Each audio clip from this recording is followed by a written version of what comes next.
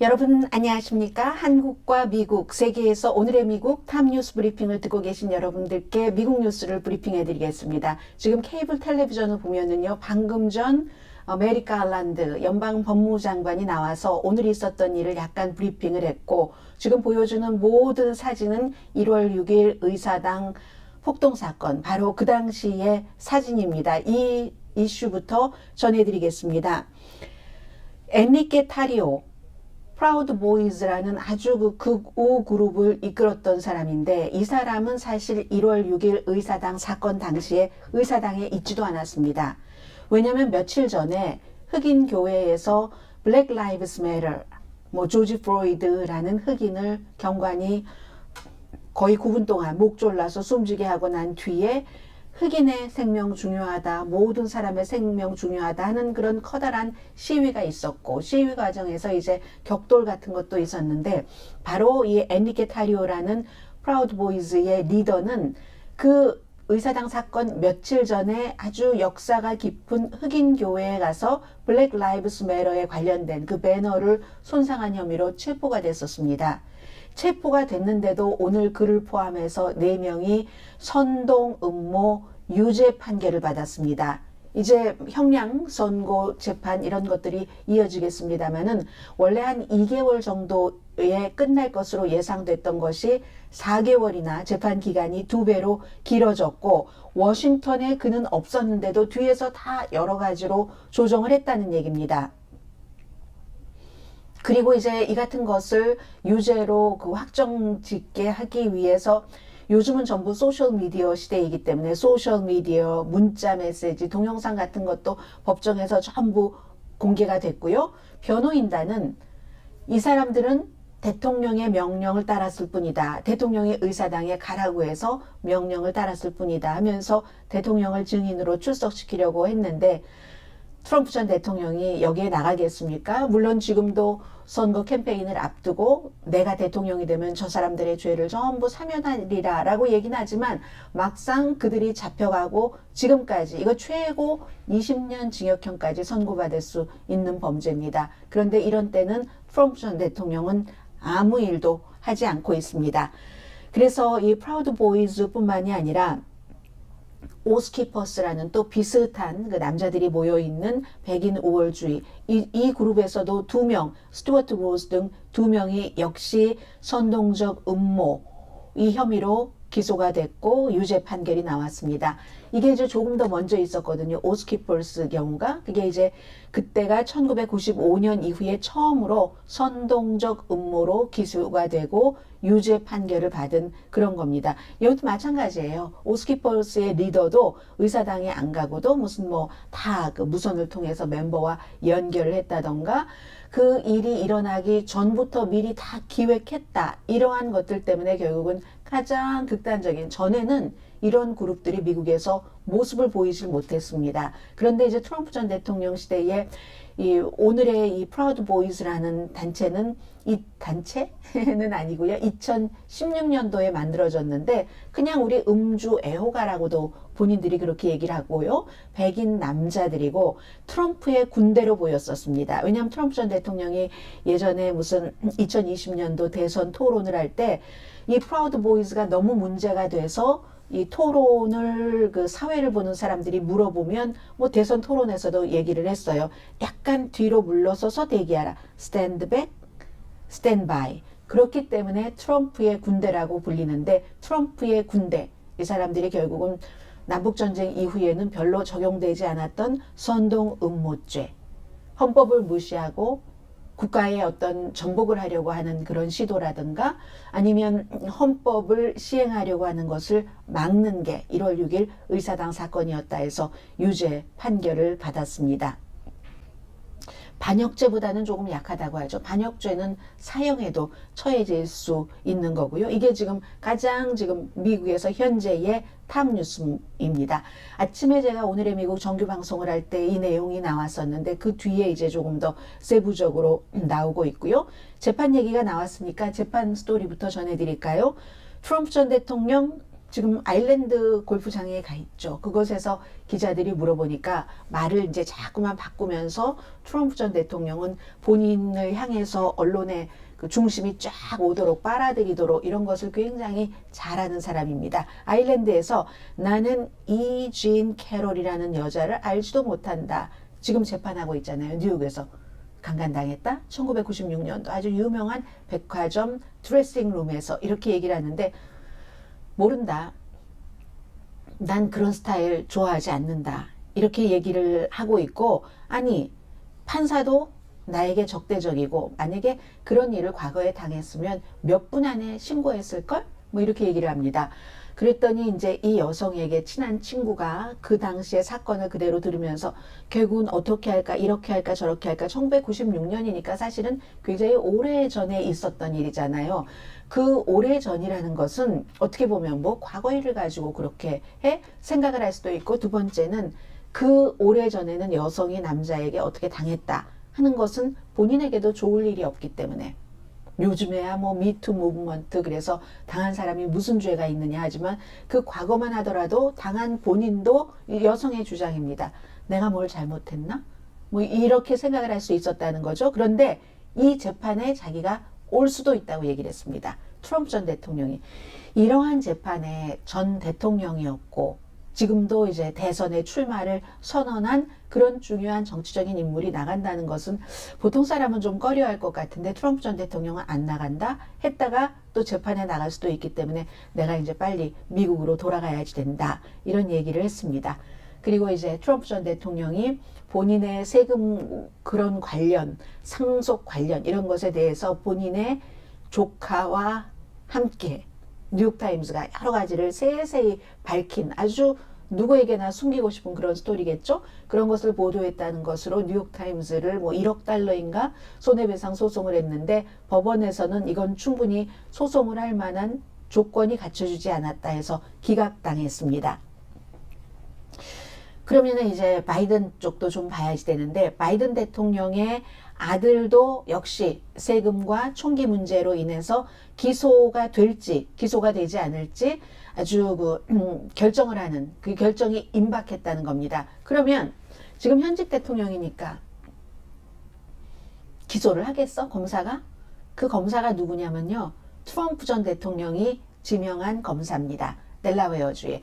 그렇기 때문에 이제 그렇게 하도록 이 바이든 대통령은 아들은 굉장히 사랑합니다. 이 아들이 설령 마약 문제, 여자 문제, 또 뭐가 있었죠? 술, 뭐 등등의 문제가 많이 있었어도 요즘도 이렇게 얘기를 합니다. 최근 몇 년 동안은 우리 아들이 아주 그 깨끗한 마약으로부터 그런 사람이 됐고 좁고 힘든 길을 가고 있기 때문에 너무나 자랑스럽다라고 얘기를 하고 요즘에는 뭐 중요한 행사에 아들을 많이 대동을 합니다. 전에는 조금 숨어 있었던 편인데 그런데 이 아들이 우크라이나에서 에너지 회사에서 에너지 관련 경험이 없으면서 뭐 몇 개월, 1년 정도라고 하던가요? 한 달에 몇만 달러 정도 컨설팅 피로 받은 것. 그리고 뭐 중국에서 어떠한 사업을 하고 세금을 철저하게 보고하지 않았다는 그 점에서 기소될 수 있는 가능성이 있다고 하고요. 그리고 총을 살 때는 본인이 마약에서부터 깨끗하지 않았는데도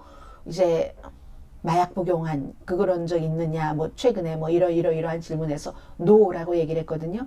그 노는 공문서 위조입니다.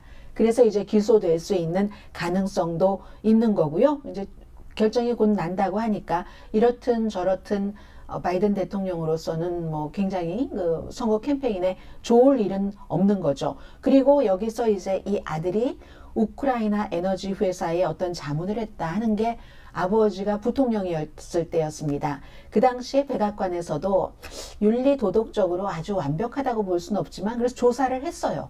국무부에서도 조사를 했고 트럼프 행정부에서도 의회에서 몇 년 동안 철저히 조사를 했습니다.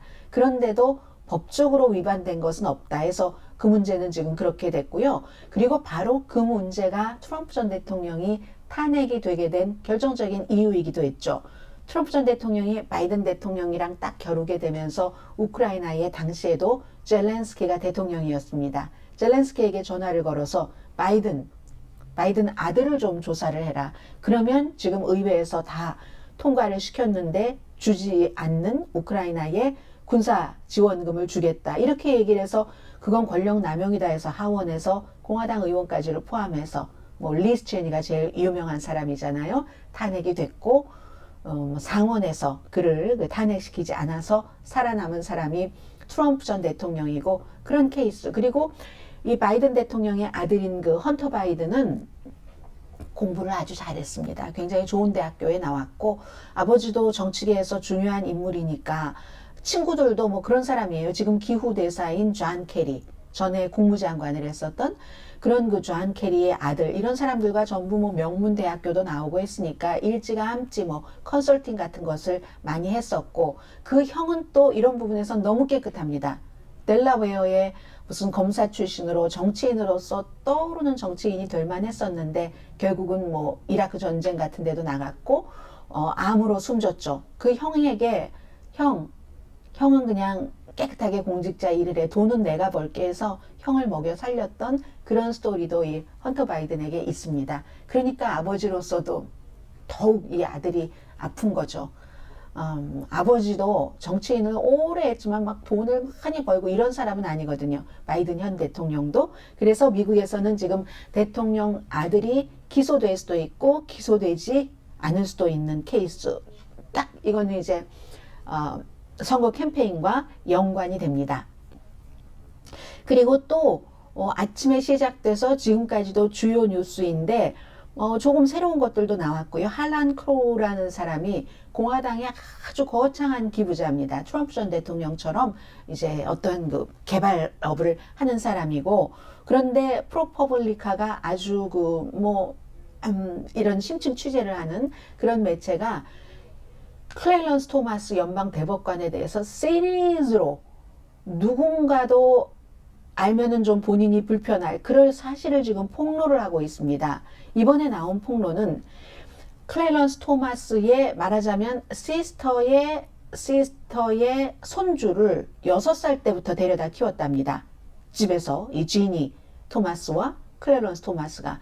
그러면서 아이가 크니까 학교에 가겠죠? 조지아에 있는 학교, 본인들이 뭐 조지아주 사반나 이런 데 사니까 조지아주에서도 보딩스쿨을 기숙사에 있는 학교를 보냈고 버지니아주에 좋다는 학교를 찾아다닌 거죠. 보냈는데 결국은 이 두 군데 학교를 다니면서 4년이라고 하면은 한 군데 조지아 학교에서만 하더라도 한 달에 $6,000가 넘는다고 하고 최소한 $15만 이상의 학비가 들었답니다. 그걸 클래런스 토마스 대법관 1년에 $50만 이상을 들여서 휴가를 보내주고 그것도 20년 넘게 했었던, 그리고 어머니 집도 사주고 집을 사주고 나서도 거기서 살게 하고 집도 싹 수리해주고, 그리고 토마스 대법관의 와이프가 하는 재단에도 막 돈을 내고 했었던 바로 그 할란 크로우.